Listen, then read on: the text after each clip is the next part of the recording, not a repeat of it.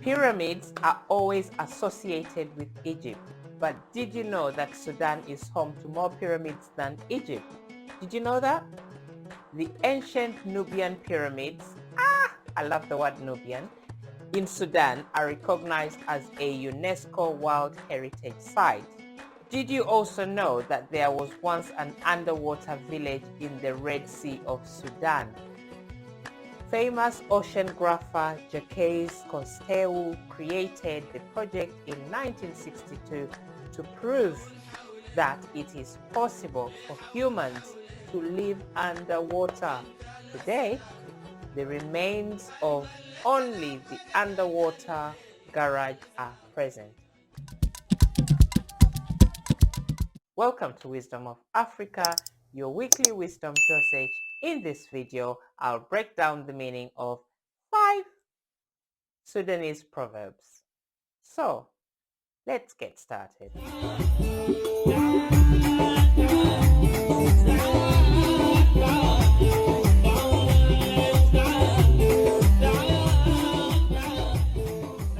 Sudanese proverb number 1 tells you, and listen, a buttock wound, it is treated at home.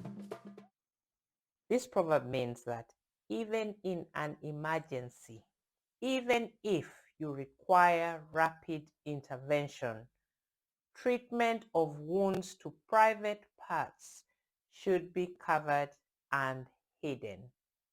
The message behind this proverb is do not expose your flaws or scandals to others.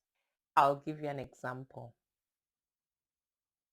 Is it just me that actually thought that, our parents, our grandparents' relationships were so perfect that these people had no problems in their marriages? This is just an example. Having grown up, being the age that I am now, I realized that no, far from it. None of it was perfect. It's just that these people knew how not to air their dirty laundry in public. They knew how to cover up the wounds or treat those wounds on their buttock and not expose and air their flaws, their problems, or their scandals to others. But you know what's happening to the youth today? You have a breakup, you have an argument, it's all on social media. You're arguing and airing this breakup on social media for everybody to see and put in their 2 pence. The bottom line is, at the end of it, there is only the 2 of you in that relationship, and only the 2 of you can work out whether you're still going to be together or not. I'm just saying. The second Sudanese proverb says, they are cutting her ears, and she says, leave for me the place for my earrings. But they are cutting your ear. What do you mean, leave for you a place for your earrings? What is this proverb telling us? Normally, this particular proverb is used to scoff at the excessive stupidity of a person.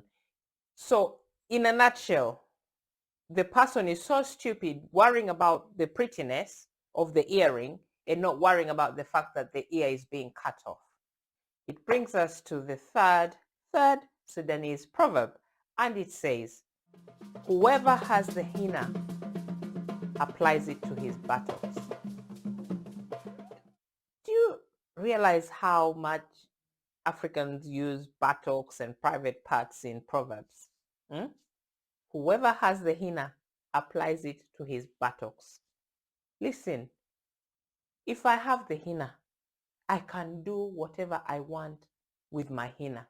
Apply it to the buttocks, apply it to, it's entirely up to me. A person can do whatever he or she likes with his or her resources. Bottom line is, they have the resource. Africa, we have the resources. We have the gold, we have the diamond, uranium, copper, oil, gas. It is yours. You have it.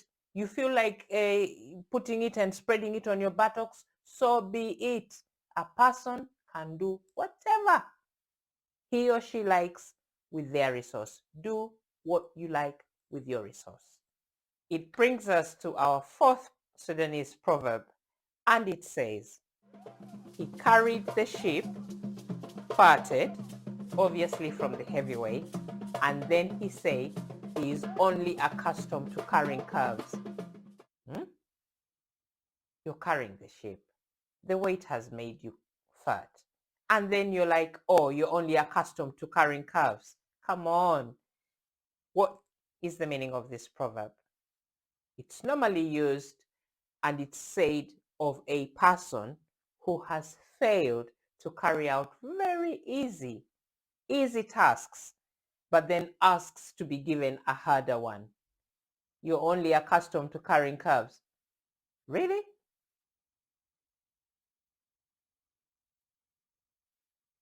And it brings us to our last Sudanese proverb, and it says, he murders the victim and walks at his funeral. You murder a victim and then you walk at the victim's funeral. Who does that? Hmm?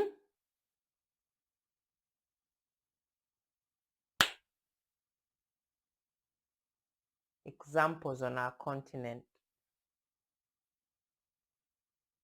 Some people come to the continent. Things happen. People die. And they walk to that funeral.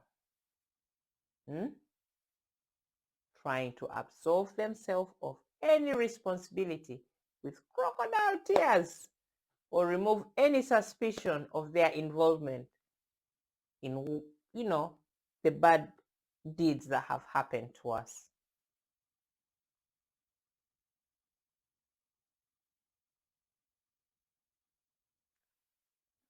They say, too much knowledge left Abdi al-Maruf headless.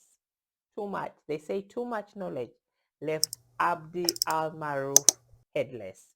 But I know you're going to love this video right here. Forget about being left headless. You need that wisdom. You are going to love this video right here.